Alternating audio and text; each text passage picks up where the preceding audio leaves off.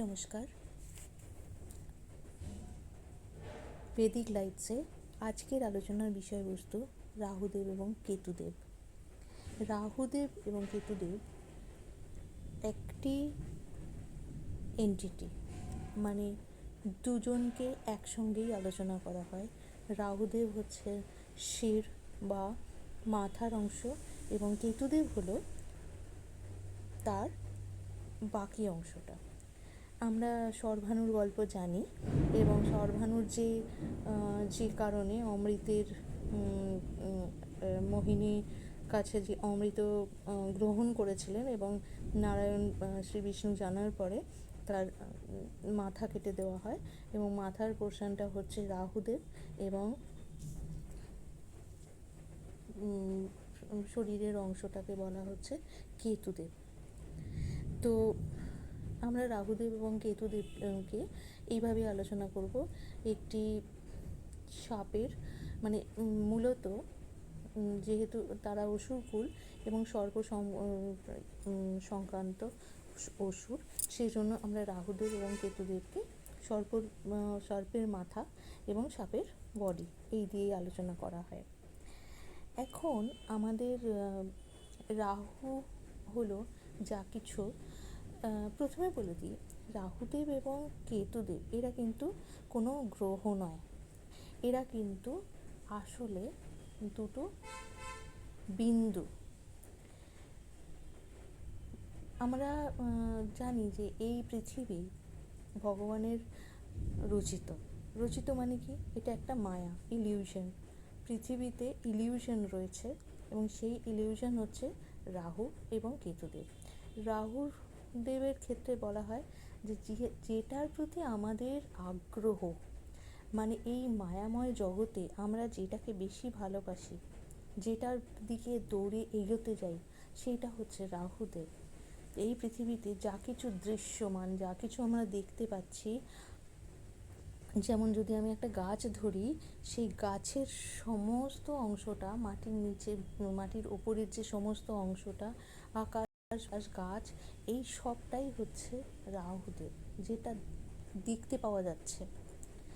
কেতুদেব হচ্ছে যেটাকে আমরা দৃশ্যমান নই, অর্থাৎ মাটির নিচে মূলত মূল অংশটা, মূল যেটা মাটির নিচে অনেক গভীরে প্রবেশ করে এবং সূক্ষ্ম যে গভীরতা। তাহলে যা কিছু আমরা পৃথিবীর ওপরে দেখতে পাই সেগুলোই হচ্ছে মায়াময়। যা কিছু একদম পৃথিবীর ভেতরে, যা কিছু আমার অন্তরের গভীরে রয়েছে, আমার ভেতরে রয়েছে, ক্রমশ বাড়ছে নিচের দিকে, গভীরতার দিকে, তাকে কেতুদেব বলা হয়। তাহলে আমরা কি বোঝাতে পারলাম? যে রাহুদেব হচ্ছে তীক্ষ্ণ বুদ্ধি সম্পন্ন। রাহুদেবের অশেষ চাহিদা। পৃথিবীতে আমরা যা কিছু দেখতে পাই, তার যত সৃষ্টি, রাহুদেবের দৃষ্টি রয়েছে, চোখে দেখে এবং তার প্রচণ্ড পাওয়ার ইচ্ছা, এবং যেহেতু সেই প্রচণ্ড পাওয়ার ইচ্ছা, সেই জন্য তার অশেষ চাহিদা থাকে এবং তার ফলে সে খুব লজিক্যালি চিন্তা করে, প্রচণ্ড লজিক্যালি চিন্তা করে এবং আউট অফ দ্য বক্স চিন্তা ভাবনা করতে পারে। এটা আমরা কখনো ভুলবো না যে রুলটাকে ভালোভাবে জেনে সেটাকে চিন্তা শক্তির মাধ্যমে পাওয়ার জন্য যে চাহিদা, সেটাকে বলা হয় রাহু। এবং রাহু হঠাৎ করেই পাইয়ে দেয়, হঠাৎ করেই হারিয়ে দেয়। যা কিছু আমাদের নর্মাল চিন্তা ভাবনা, সেটাকে হঠাৎ করেই আমরা লজিক্যালি চিন্তা করি যে সেখানে ভুল আছে, সেটাকে কিভাবে ঠিক করা যায়। এই হচ্ছে রাহুদেব। পারিবারিক যে পারম্পরতা, যা কিছু এতদিন ধরে চলে আসছে, তাকে প্রশ্ন করতে পারে রাহুদেব। উত্তর খুঁজে না পেলে সে নিজেই সেই উত্তর পাওয়ার জন্য নিজের, মানে আমরা আমাদের পরিচিত জগতের বাইরে গিয়ে আমরা তার উত্তর খুঁজে বার করতে পারি। রাহুদেব এবং কেতুদেব যেহেতু মানে সর্প থেকে তার অস্তিত্ব, সেই জন্য তাকে বিষক্রিয়া হিসাবেও দেখা যায়। রাহুদেব মানে হচ্ছে ধোঁকা, হয় আপনি ধোঁকা পাবেন অথবা আপনি লোককে ধোঁকা দেবেন। এই হলো রাহুদেব। এবং রাহুদেবের সঙ্গে ধোঁকা হয়েছিল বলে রাহুদেবের সাথে ধোঁকা, চাতুরি, ছল চাতুরি, এই ব্যাপারটা ভীষণভাবে জুড়ে থাকে। রাহুদেব আপনাদের জন্মছকে যে জায়গায় থাকবে সেই স্থান রিলেটেড, সেই রাশি রিলেটেড, সেই ভাব সম্পর্কিত ধোঁকা আপনারা জীবনে পাবেনই।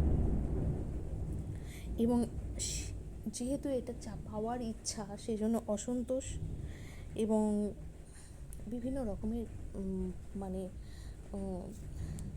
না পাওয়ার ব্যথা, যেগুলো মানসিক, যেগুলো আসলে অস্তিত্ব নেই, সেই রকমের ব্যথা, সেই নিয়ে অতিমাত্রায় চিন্তাভাবনা, সেটা হচ্ছে রাহুদেব। এইবার রাহুদেবের মানে রাহুদেব যে স্থানে বসে থাকেন সেটাকে, সেই ক্ষেত্রে যে রোগগুলো বলা হয়, রাহুদেব বৃদ্ধির রোগ। আমরা কি দেখি, ছোট্ট একটা গাছ অনেক লম্বা হয়, অনেক বড় হয়, শাখা প্রশাখা বিস্তার করে, ফল ফুল সব রকমের দেয়। তো এই যে বিস্তার, এটা হচ্ছে রাহুদেব। কেতুদেব উল্টো দিক থেকে, তার কিন্তু বিস্তার হয় না, সে কিন্তু স্বাভাবিক থাকে, ক্রমশ আরও ডিপ রুটেড হতে থাকে। এবং আমরা জানি রুট কী হয়, মূল কী হয়, মূল যত গভীরে যেতে যায় তত সরু হয়, আর গাছ যত উপরে যায় তত তার বিস্তার হয়।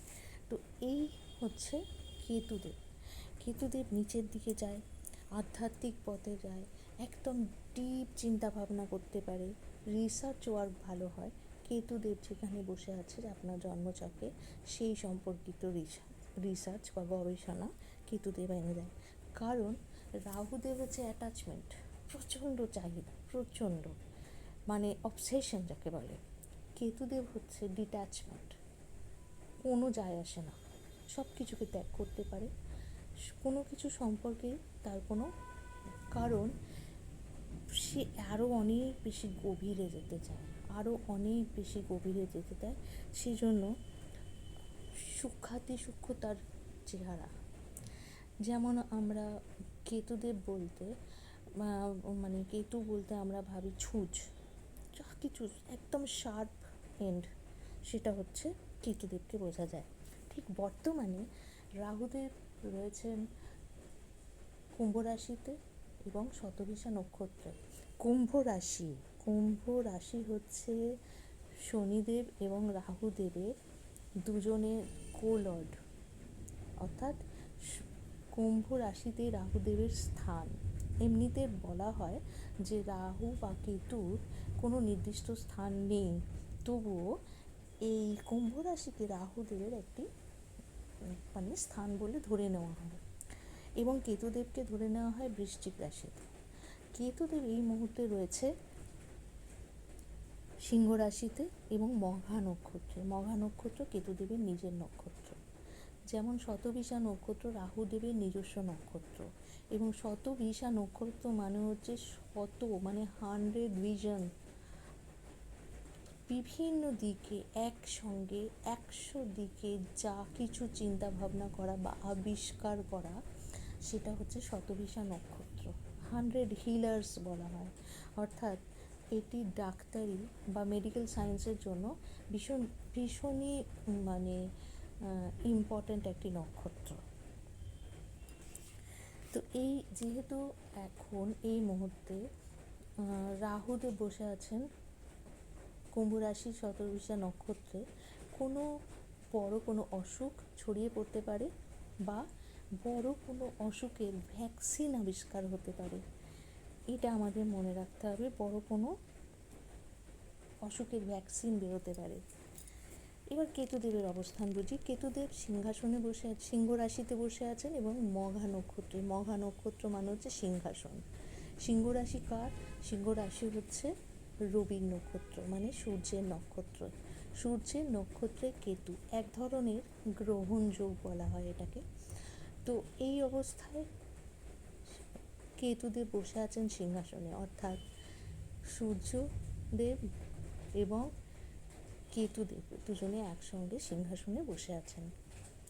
অবশ্যই অবশ্যই এখানে সিংহ রাশিতে সূর্যের যে প্রাধান্য, যা মানে সিংহের যে প্রতাপ, সেইটি নিয়ে বসে আছেন কেতুদেব। যদিও এই এই জায়গাটি কিন্তু মানুষের জন্য খুব একটা সুখদায়ক নয়, তবে অবশ্যই এটাও বলতে হবে, যারা সিংহ রাশিতে কেতু নিয়ে বসে আছেন বা সিংহ রাশি লগ্নের অধিকারী, তারা যদি কোনো রিসার্চ ওয়ার্ক বা বিদেশ যাচ্ছেন বা এমন কোনো কাজ যেখানে তাকে খুব খুব দৃষ্টি মানে ভীষণ শার্প এন্ডের কাজ করতে হয়, অনেক ভেতরে গিয়ে গভীর ইয়েভাবে, এবং অবশ্যই যেটা লোকচক্ষুর আড়ালে, এরকম কোনো কাজে যারা লিপ্ত আছেন, মানে যাকে বলা হয় গবেষণার কাজ বা ধরুন ডিটেকটিভের কাজ, যে কাজগুলো প্রতিদিনের খবরে আসবে না, এই রকম কাজে এবং প্রচুর গভীরে গিয়ে গভীরে গিয়ে যে সরেজমিনে যে অ্যাকশন নিতে হয়, সেই জায়গাতে যারা আছেন তারা বড় রকমের সাফল্য পাবেন এই সময়তে। রাহুদেব এবং কেতুদেব এরপরে, এরা যেহেতু বক্রী হয় অর্থাৎ সবসময় উল্টো চলে, তো এরপরে রাহুদেব আসবেন মকর রাশিতে, এটিও শনিদেবের একটি নক্ষত্র, এবং কেতুদেব আসবেন কর্কট রাশিতে। আমি এর আগে কর্কট রাশিতে বৃহস্পতির গোচর নিয়ে আলোচনা করেছিলাম।